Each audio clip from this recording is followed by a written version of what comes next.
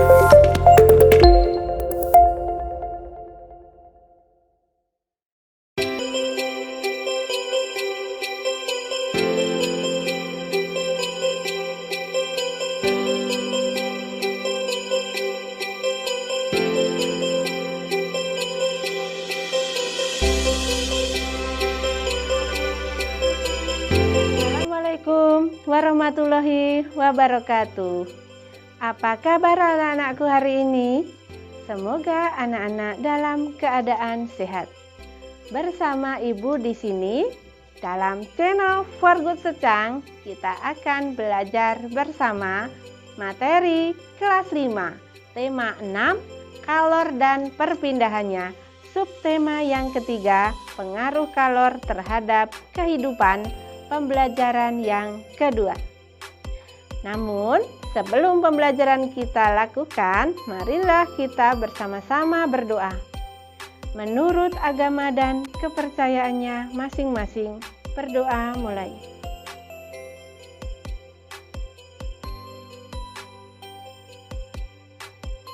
Selesai. Tujuan pembelajaran yang akan kita capai adalah 1. Dengan mencermati bacaan, peserta didik mampu menyebutkan kata kunci dari teks penjelasan secara tepat. Yang kedua, dengan menuliskan kembali isi teks bacaan, peserta didik mampu menyajikan hasil kesimpulan isi teks penjelasan secara mandiri. Dan yang ketiga, dengan mengamati lingkungan sekitar dan mengisi tabel informasi, peserta didik dapat menjelaskan benda-benda yang dapat mempercepat dan menghambat perpindahan kalor secara tepat. Anak-anakku, perhatikan bacaan berikut ini. Sejarah termos. Hampir semua keluarga memiliki termos di rumahnya. Termos memang sering digunakan untuk menyimpan air panas agar tetap panas saat digunakan.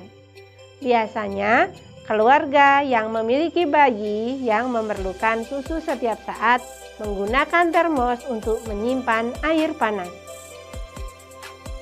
Termos adalah sebuah benda yang biasanya berbentuk tabung seperti botol yang mempunyai dinding berlapis.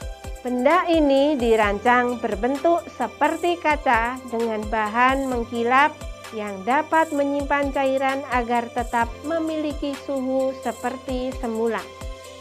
Dengan dinding dalam termos yang dirancang seperti kaca, maka kalor yang terdapat pada air panas tersebut tidak bisa berpindah dengan cepat. Panas yang dikeluarkan oleh air panas tadi dapat ditahan oleh dinding dalam termos yang terbuat dari bahan mengkilap ini. Sehingga air panas di dalamnya akan tetap hangat hingga beberapa saat tergantung pada ketebalan dindingnya. Saat ini termos tidak hanya digunakan untuk menyimpan air panas, tetapi juga untuk menyimpan air dingin agar tetap dingin. Pencipta termos pertama kali pada tahun 1902 adalah James Dewar. Penemuannya didorong oleh kebutuhannya untuk menjaga agar minuman bayinya tetap hangat. Tetapi saat itu, untuk menjaga suhu minuman agar tetap hangat merupakan hal yang sulit dilakukan, terutama dalam kondisi cuaca yang dingin seperti di Eropa. Karena kebutuhan inilah, James Dewar menemukan cara membuat botol hampa udara. Botol hampa udara merupakan wadah dari kaca berdinding ganda dengan ruang di antara dindingnya dikosongkan dan ditutup rapat untuk mencegah agar panas tidak menjalar.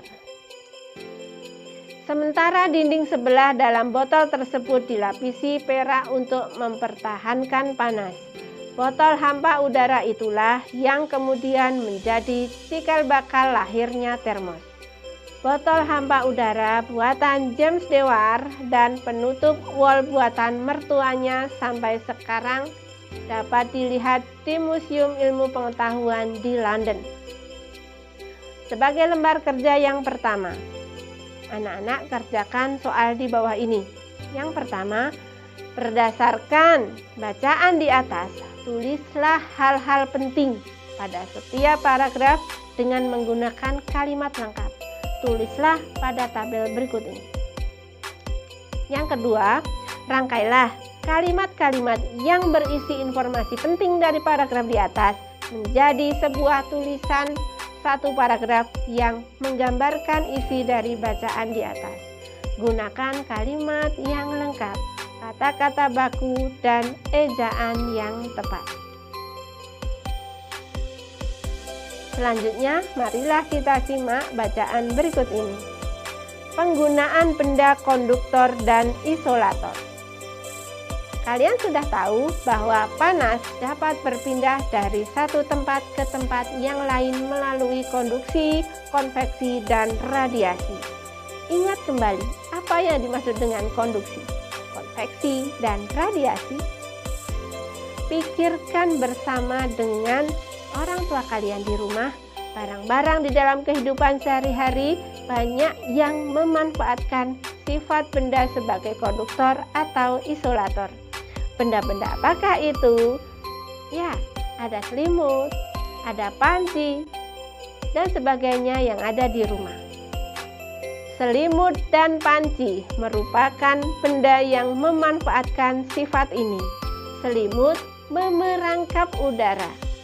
Udara adalah isolator, sehingga tidak menghantarkan panas yang keluar dari tubuhmu. Dengan demikian, badanmu tetap terasa hangat. Terbuat dari apakah logam panci?